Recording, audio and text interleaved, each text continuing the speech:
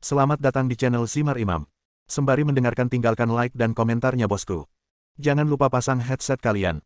Siapkan kopi dan camilan. Lupakan kenangan tentang mantan. Mari kita dengarkan sambil rebahan. Penembak jitu terbaik. Bab 59. Lian memperhatikan bahwa orang yang berteriak adalah seorang prajurit yang tinggi dan gemuk. Dia tidak memakai tanda pangkat di bahunya, tetapi ada logo tim gigi naga di lengan kirinya. Apakah kamu tuli? Ayo turun. Berhentilah bersikap menyebalkan, tinta, dan larilah. Ketemu di sana. Ayo, jangan biarkan aku menendang pantatmu. Apakah kamu belum makan? Lari seperti babi. Siapapun yang bisa datang ke sini untuk berpartisipasi dalam uji coba tim Nagaya dianggap sebagai raja prajurit di pasukannya masing-masing, tetapi di sini mereka diterima seolah-olah menghina. Raja prajurit. Jangan bercanda, siapa yang berani menyebut dirinya raja prajurit di depan tim taring naga? Lian dan yang lainnya berlari keluar dari helikopter dengan jujur. Beberapa kelompok orang datang untuk melapor di depan mereka, berdiri di sana tak bergerak seperti lembing. Berkumpul di sana, cepat. Lian dan yang lainnya didorong ke belakang tim seperti bebek. Setelah semua orang berbaris, pria kasar itu berlari ke depan tim, memberi hormat kepada pria jangkung dan kurus, dan berteriak keras, laporkan ke kapten, semuanya ada di sini, tolong beri instruksi. Pemimpin tim. Lian melihat kedua kalinya ketika dia mendengar ini, tapi alisnya sedikit menegang. Itu benar. Lian ingat bahwa komandan tentara birulah yang dibunuh olehnya selama latihan terakhir. Karena saat itu gelap, Lian tidak langsung mengenalinya. Setelah melihat kedua kali, dia menemukan bahwa aura kedua orang itu persis sama.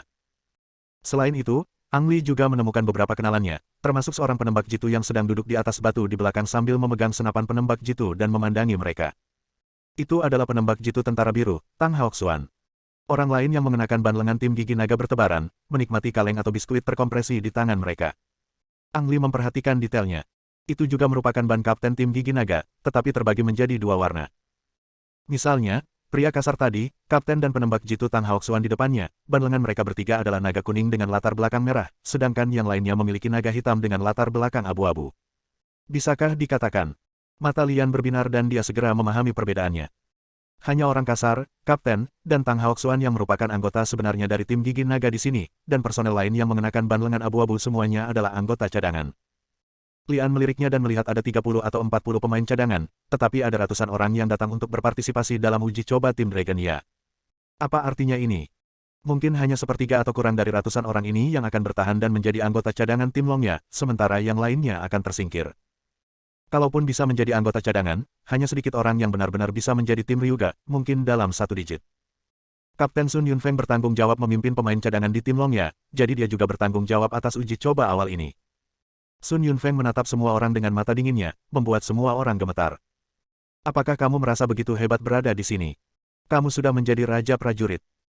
Tidak ada yang mengatakan apapun, tetapi banyak orang yang sangat yakin di dalam hati bahwa mereka awalnya adalah raja prajurit, dan akan melewati babak penyisihan dan final untuk menjadi anggota sejati tim Ryuga.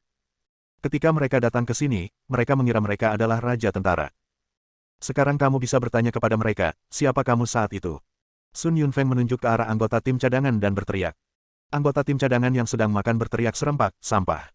Ya, itu sampah, tapi kamu lebih buruk dari sampah. Teriak Sun Yunfeng. Hahaha, anggota tim cadangan tertawa. Ini adalah sebuah penghinaan. Wajahnya dipermalukan dan karakternya hancur total. Apa yang harus dilakukan Sun Yunfeng adalah memukul orang di depannya terlebih dahulu secara psikologis, dan kemudian terus memukul mereka secara fisik. Sekarang aku akan memberimu satu kesempatan terakhir. Jika kamu tidak ingin mempermalukan dirimu sendiri di sini, kembalilah ke perusahaanmu sebelum persidangan dimulai, atau kembali ke kampung halamanmu dan bersembunyi di balik pantat ibumu dan jadilah bayi yang baik. Saya tidak membutuhkannya di sini. Sampah.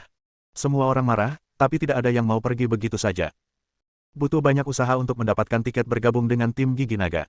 Jika Anda menyerah tanpa mencobanya, Anda akan menyesalinya seumur hidup. Setelah hening beberapa saat, Sun Yunfeng mencibir, oke, karena kamu tidak mau pergi, aku akan memberitahumu lagi.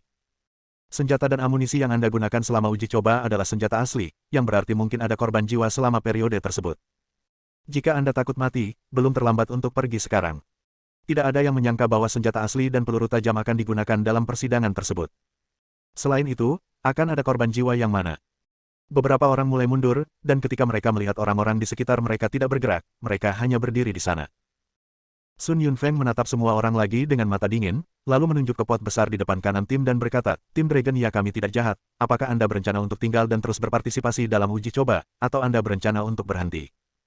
Kalau begitu, Bian sudah menyiapkan makanan untukmu. Makanan. Lian belum makan apapun sejak pagi dan sudah sangat lapar hingga matanya berbinar ketika mendengar ada makanan. Sekarang berbarislah untuk mendapatkan makanan, dan kamu akan puas. Lian merasa lebih bahagia saat mendengar kata, Guan Seng. Gulu. Pancinya menggelembung dan penuh dengan mie perut babi. Melihatnya saja sudah menggoda, belum lagi semua orang lapar.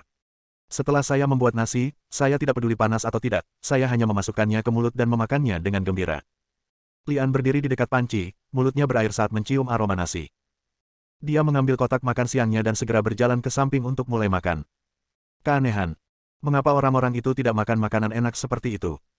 Lian sekali lagi memperhatikan anggota tim cadangan yang sedang mengunyah makanan kering dan makan makanan kaleng, dan dia merasa khawatir, terutama ketika dia menemukan beberapa dari mereka sedang memandang mereka dengan wajah mengejek. Jangan dimakan, ada yang salah dengan makanan ini. Sebuah suara terdengar di telinga Lian. Lian berbalik dan melihat anak laki-laki cantik yang terbang bersamanya. Bocah cantik itu berbisik sambil berjalan melewati Lian, lalu berjalan ke tempat sepi dan menuangkan nasi ke rumput. Pengawas Long. Lian segera menelepon, dan menggelengkan kepalanya ke arah Long San, Feng Baochai, dan Chen Hao, yang datang untuk menyajikan makanan. Ketika Long San dan yang lainnya menyadarinya, mereka segera memuntahkan nasi ke dalam mulut mereka dan ke dalam mangkuk. Kemudian mereka duduk di sebelah Lian dan menuangkan nasi itu sementara orang-orang tidak memperhatikan. Setelah semua orang makan dan minum, Sun Yunfeng berteriak dengan keras, satu pertanyaan terakhir, apakah ada yang berencana untuk berhenti sekarang? Pesawatnya ada di sana dan dapat langsung mengirim Anda kembali. Setelah semua orang makan dan minum cukup, semangat mereka tinggi, dan mereka semua menjawab dengan lantang, ya. Bab 60. Bagus sekali, saya harap Anda tidak terlalu mengecewakan saya. Sun Yunfeng berhenti sejenak, menunjuk ke anggota tim cadangan dan berteriak, pernahkah Anda melihat mereka? Uji coba ini sangat sederhana yang disebut serigala makan domba. Mereka adalah serigala dan Anda adalah domba gemuk. Saya akan memberi Anda waktu setengah jam, cobalah yang terbaik untuk lari, bersembunyi, dan bertarung.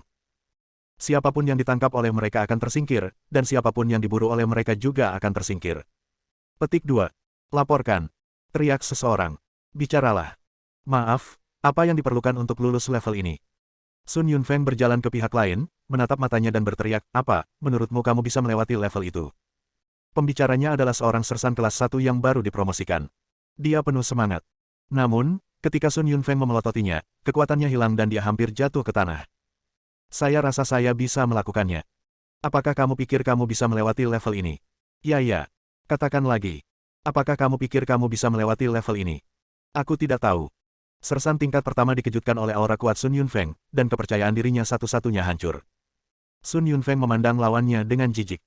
Dia bahkan tidak bisa menahan tekanan psikologis ini, dan tidak mungkin untuk bergabung dengan tim Gigi Naga. Masing-masing dari mereka akan membawa kartu hijau izin. Satu-satunya cara bagi Anda untuk lulus penilaian adalah dengan mengambil kartu hijau izin. Sun Yunfeng menunjuk ke arah anggota tim cadangan lagi dan berteriak. Para prajurit yang berpartisipasi dalam penilaian itu tercengang. Awalnya, mereka mengira mereka bisa menghindari pemain cadangan yang kuat ini, tetapi aturan penilaian memaksa mereka untuk melawan para senior ini.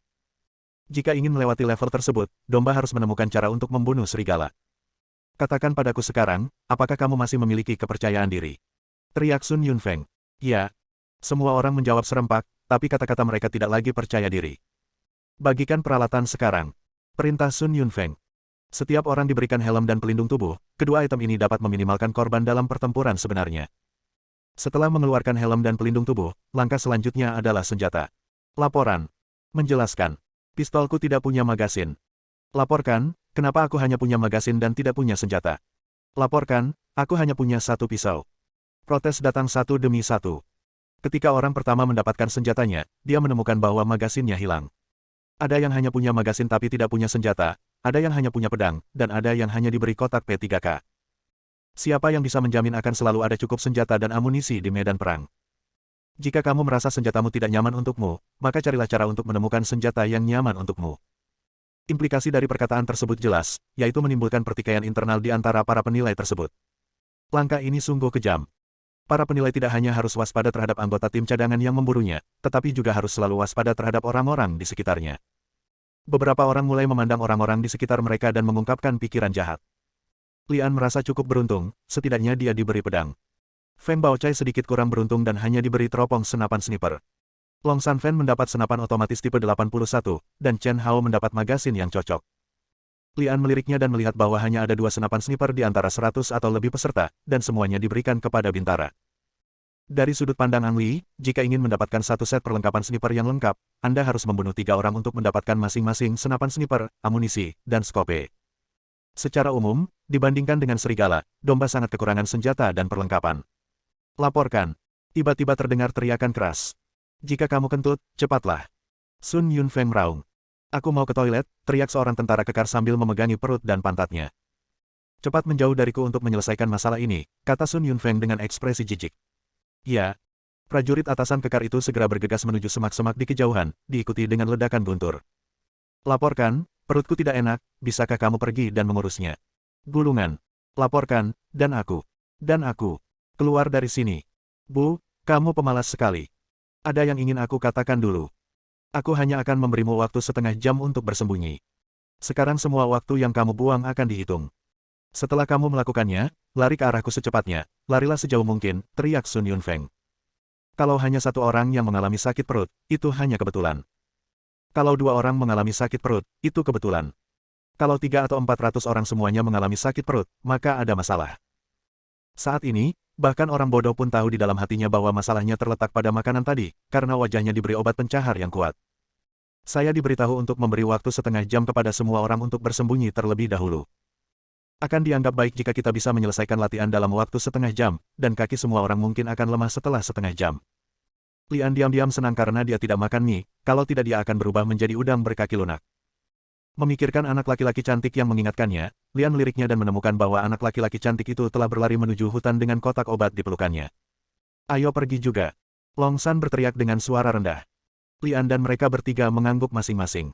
Berada di tim yang sama memberi mereka 4 pemahaman diam-diam. Ditambah dengan minimnya senjata dan perlengkapan, keempat orang tersebut secara naluriah memilih untuk berkumpul bersama demi kehangatan, mengumpulkan kekuatan mereka yang terbatas untuk melawan serigala, berharap dapat merebut kartu hijau dari serigala.